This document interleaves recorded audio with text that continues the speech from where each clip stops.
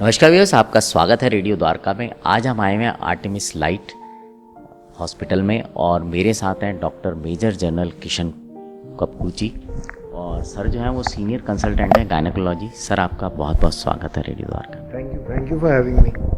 Sir, menstrual hygiene क्यों इतना important होता है किसी भी फीमेल के? तो मैं एक बात स्पष्ट करना चाहूँगा कि जो मेंस्ट्रुएशन होती है वो जैसे हम सांस लेते हैं, खाना खाते हैं, यूरिन पास करते हैं, स्टूल पास करते हैं, इस तरह से मेंस्ट्रुएशन भी बॉडी का एक नॉर्मल फंक्शन है। अनफॉर्चुनेटली क्या हुआ है कि ये एक तो सिर्फ हमारी जो फीमेल्स हैं उनमें ये होता है, तो आदमी लोग इसके बारे में कम समझते हैं, और दूसरा इसके ऊपर पुराने समय से कई धारणाएं चली आ रही हैं जो कि हमेशा सही नहीं है। इस वजह से बड़ा ज़रूरी हो जाता है कि हम इस टॉपिक के ऊपर चर्चा करें। इस बैकग्राउंड के साथ मैं आपको बताना चाहूँगा कि मेंस्ट्रुएशन एक ऐसी प्रक्रिया है जो कि हर लेडी को मिनार्की यानी कि जब मेंस्ट्रुएशन स्टार्ट होती है, जो कि 8 साल के बाद कभी भी हो सकती है, और मेनोपॉज तक यानी कि जब पीरियड बंद होने का टाइम आ जाता है तब तक ये मेंस्ट्रुएशन लेडी को होती है, और नॉर्मली हर महीने में एक बार होता है। तो कहते हैं 28 से 30 दिन का साइकिल हम लोग कहते हैं। जब ये मेंस्ट्रुएशन होती है उस टाइम पे जो यूट्रस की लाइनिंग होती है, जो यूट्रस का अंदरूनी लाइनिंग होती है, वो लाइनिंग शेड होती है, क्योंकि बॉडी में कुछ हार्मोनल चेंजेस होती हैं जिसकी वजह से वो लाइनिंग शेड होती है। तो जो मेंस्ट्रुअल ब्लीडिंग हम लोग आम लोग समझते हैं वो एंडोमेट्रियम शेडिंग है। एंडोमेट्रियम को शेड होता है जो कि ब्लीडिंग के तौर पे बाहर आता है। ये कहने के बाद अब आपको मैं समझाना चाहूँगा कि मेंस्ट्रुअल हाइजीन की इम्पोर्टेंस क्या है। नंबर 1, क्योंकि एक फ्लूइड शरीर से बाहर निकल रहा है, उस फ्लूइड को ठीक तरह से कलेक्ट करना चाहिए, ठीक तरह से उसकी जो हाइजीन है वो मेंटेन करनी चाहिए, जिसके लिए हम लोग एडवाइस करते हैं ladies sanitary napkin, sanitary pads use करें, जो कि इस चीज़ को अच्छी तरह से सोक कर लेती हैं और ज़्यादा फैलाव नहीं होता है। और आजकल एक नई चीज़ आ गई है जो कि कहते हैं मेंस्ट्रुअल कप। तो ये जो है महिला अपने शरीर के अंदर लगा सकती है, सारा खून कप में जमा हो जाता है और फिर कप को बाहर निकाल के उसको साफ़ किया जा सकता है। ये एक नई चीज़ आई है। तो सैनिटरी नैपकिन का यूज़ और मेंस्ट्रुअल कप ऐसी चीज़ों का यूज़ एक चीज़ है जो कि मेंस्ट्रुएशन के दिनों में लेडी को साफ़ सुथरा रखने में कामयाब है। अनफॉर्चुनेटली क्या है कि हमारे जो रूरल पॉपुलेशन है, गांव वगैरह में, कॉस्ट फैक्टर की वजह से, अवेलेबिलिटी की वजह से सैनिटरी नैपकिन्स हर जगह अवेलेबल नहीं है। तो अब कई एनजीओज़ वगैरह हैं जो कि एक कम दाम में sanitary towels, sanitary napkins manufacture कर रही हैं, बांट रही हैं लोगों में। बट जिनके पास ये नहीं है वो अभी भी एक कपड़े का यूज़ कर रहे हैं, और जब कपड़ा यूज़ करते हैं ये इसको वॉश करके हर महीने में यूज़ होता है। तो मेंस्ट्रुअल हाइजीन मेंटेन करने के लिए चाहे लेडी का इकोनॉमिक स्तर जो भी हो, ये ज़रूरी है कि वो जो कपड़ा है वो इतना गंदा ना हो कि हर बार धो के वो साफ़ ही ना हो और वो वही गंदा कपड़ा यूज़ किया जाए।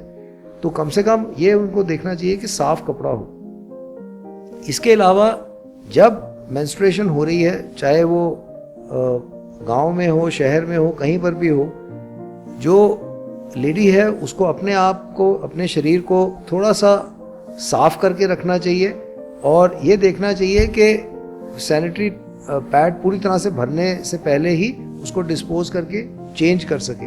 साथ ही साथ जो उनके कपड़े वगैरह हैं उसका जो हाइजीन है, साफ़ सफाई है, उसको मेंटेन करना चाहिए। ये इसलिए इम्पॉर्टेंट है क्योंकि मेंस्ट्रुएशन के टाइम जब ये ब्लीडिंग हो रही होती है तो शरीर का जो कैपेसिटी है बीमारियों को और चीज़ों को दूर रखने का, वो थोड़ा सा कम हो जाता है। और क्योंकि ये ब्लीडिंग हो रही होती है, मॉइस्चर होता है, उसमें जो बैक्टीरिया ऑर्गेनिजम्स जो कि वजाइना में नॉर्मली होते हैं वो ग्रो कर सकते हैं। तो अगर साफ़ सफाई ना रखी जाए तो भिन्न प्रकार की इन्फेक्शंस और ऐसी प्रॉब्लम्स भी आ सकती हैं। इसीलिए इम्पॉर्टेंट है कि हर लेडी समझे कि मेंस्ट्रुएशन के टाइम वो अपने आप को साफ सुथरा रखे और सैनिटरी टॉवल, कपड़ा या मेंस्ट्रुअल कप जो भी यूज़ कर रही हैं उसको नियमित तौर से चेंज करें और साफ सुथरा रहें। कुछ ऐसी भी धारणाएं हैं कि इस दौरान जो है, मतलब शहरों की बात नहीं कर रहा, लेकिन बहुत गांव देहात, देश बहुत बड़ा है, कि इस दौरान जो है महिलाएं स्नान नहीं करती हैं। मैं आपसे पूरी तरह से सहमत हूँ। सिर्फ स्नान नहीं, और भी कई धारणाएं हैं जो कि हिंदुस्तान में बरसों से चली आ रही हैं।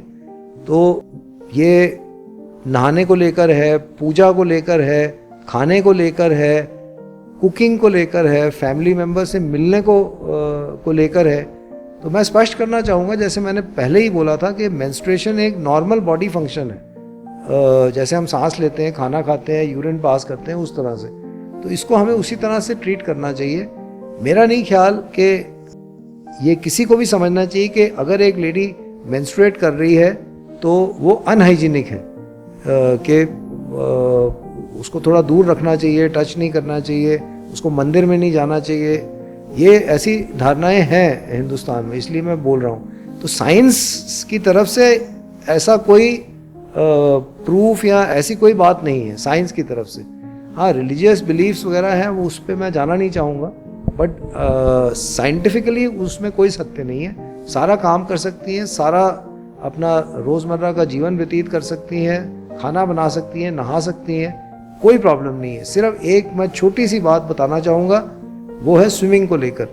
क्योंकि अगर एक लेडी मेंस्ट्रुएट कर रही है और वो स्विमिंग पूल में जाती है तो मेंस्ट्रुअल ब्लड स्विमिंग पूल में आता है। स्विमिंग पूल में और भी कई लोग हैं जो कि स्विमिंग कर रहे होते हैं। तो सर्टेनली हम लोग नहीं चाहेंगे कि मेंस्ट्रुएटिंग गर्ल स्विमिंग पूल में स्विमिंग करे, पब्लिक स्विमिंग पूल में। बस इसके अलावा और कोई रिस्ट्रिक्शन नहीं।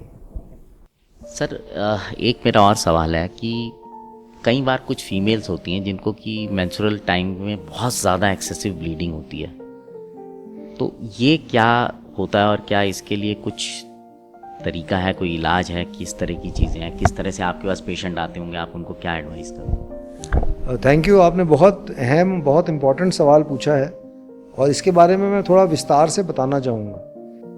हैवी मेंस्ट्रुअल ब्लीडिंग यानी कि ब्लीडिंग ज़रूरत से ज़्यादा होना, जिसका एक लेडी को समझने के लिए, किसी भी लेडी को अगर ब्लीडिंग 8 दिन से ज़्यादा चल रही है या वो बड़े बड़े क्लॉट्स पास कर रही है, चाहे वो समझे कि नहीं उसको ब्लीडिंग एक्सेसिव है कि नहीं, पर ये ब्लीडिंग एक्सेसिव है, ये आपको मान के उसको मान लेना चाहिए। अब ये एक बड़ी कॉमन प्रॉब्लम है। इनफैक्ट ये हमारी गायनी ओपीडी में प्रेजेंट करने वाली one of the commonest problems है। ठीक है, अभी पहले ज़माने में क्या होता था कि जिस लेडी को ये प्रॉब्लम होती थी, फैमिली कंप्लीट हो गई होती थी, तो एक ही उपाय होता था, बच्चेदानी को निकाल दो, वो भी चाहे पेट से निकालो या नीचे से निकालो। पर अब ज़माना बदल गया है। अब मतलब ऑलमोस्ट पिछले 30 साल से मैं बात कर रहा हूँ कि हमारे पास ऐसी ऐसी चीज़ें आ गई हैं, ऐसे ऐसे इलाज आ गए हैं जिससे यूट्रस निकालने की कोई इतनी आवश्यकता नहीं होती है। मैं कुछ उदाहरण देना चाहूँगा। अब जिस लेडी को हैवी मेंस्ट्रुअल ब्लीडिंग हो रही है, अगर वो अल्ट्रासाउंड करती है और अल्ट्रासाउंड में फाइब्रॉयड आता है, तो फाइब्रॉयड हो सकता है कि बच्चेदानी के बाहर हो सकता है बच्चेदानी के अंदर झांक रहा हो, उसको हम लोग कहते हैं सबम्यूकस फाइब्रॉयड। या हो सकता है कि उसके बच्चेदानी के अंदर एक पॉलिप हो जो कि ये ब्लीडिंग कॉज कर रहा है। पहले ज़माने में क्या होता था कि बच्चेदानी ही निकाल देते थे इसको ट्रीट करने के लिए, पर आज के ज़माने में हमारे पास एक औजार आ गया है जिसका नाम है हिस्ट्रोस्कोप। हिस्ट्रोस्कोप एक दूरबीन है जो कि 2.9 मिलीमीटर से लेके 4 मिलीमीटर तक की दूरबीन है। उससे भी पतली आती है, लेकिन उसमें मैं जाऊंगा नहीं। ये औजार है जिसको हम बच्चेदानी के अंदर डाल के बच्चेदानी को अंदर से देख सकते हैं, और बच्चेदानी के अंदर अगर हमें कोई पॉलिप, कोई ट्यूमर, कोई फाइब्रॉयड नज़र आए तो उसके लिए भी हमारे पास इंस्ट्रूमेंट्स हैं। उसका हिस्ट्रोस्कोपिकली मतलब नीचे से ही इलाज हो जाता है, बच्चेदानी के रास्ते से। पेट को हाथ लगाने की आवश्यकता नहीं पड़ती है। उसको हम लोग कहते हैं हिस्ट्रोस्कोपिक मायोमेक्टमी, हिस्ट्रोस्कोपिक पॉलीपेक्टमी।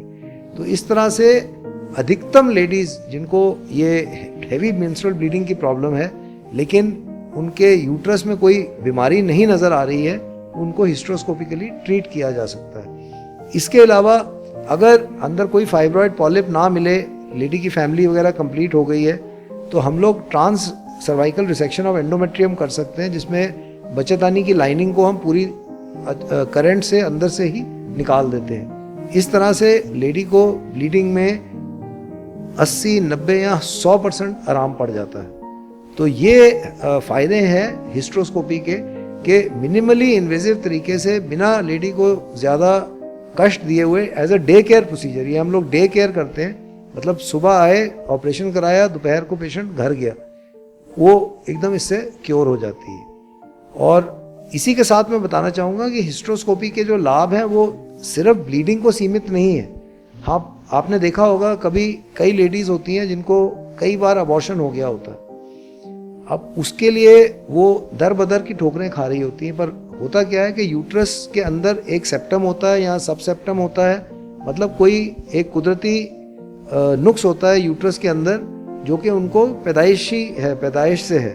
तो इसको भी हिस्ट्रोस्कोपिकली टैकल किया जा सकता है, हिस्ट्रोस्कोपिकली से इसको कट किया जा सकता है। इसके अलावा कई बार यूट्रस के अंदर एडिशंस बन जाते हैं, दीवारें चिपक जाती हैं, जिससे ब्लीडिंग कम हो जाती है, बच्चा भी पेट में नहीं आता है। हिस्ट्रोस्कोपी से हम लोग इसको भी, इस जाले को भी हम लोग खोल सकते हैं और ये देख सकते हैं कि लेडी अपने आप कंसीव करे और यहाँ उसका ब्लीडिंग इम्प्रूव हो जाए। तो इस तरह से हिस्ट्रोस्कोपी के कई फ़ायदे हैं और कई इंडिकेशंस हैं जिसके लिए हम लोग ये हिस्ट्रोस्कोपी करते हैं। अगर लेडी को मेनोपॉज हो गया हो, मतलब महीना बंद होने का टाइम आ गया हो और सडनली उसको फिर महीना शुरू हो जाए, उसको हम लोग कहते हैं पोस्ट मेनोपॉजल ब्लीडिंग, उनके लिए भी हिस्ट्रोस्कोपी बहुत एक अच्छी चीज़ साबित होती है, क्योंकि बिना पेट को हाथ लगाए हुए नीचे से ही हम उनको पूरा इलाज करके क्योर कर सकते हैं। बहुत बहुत धन्यवाद सर आपका। सो व्यूअर्स, उम्मीद करता हूँ जो जानकारी है मेंस्ट्रुअल हाइजीन को लेकर, ये बहुत ही सर ने डिटेल में बताई है और ये आप सबके लिए लाभदायक होगी। और इसको केवल अपने तक मत रखिएगा, इसको औरों के साथ भी साझा कीजिएगा। अब आपसे विदा लेते हैं, जुड़े रहें रेडियो द्वारका के साथ।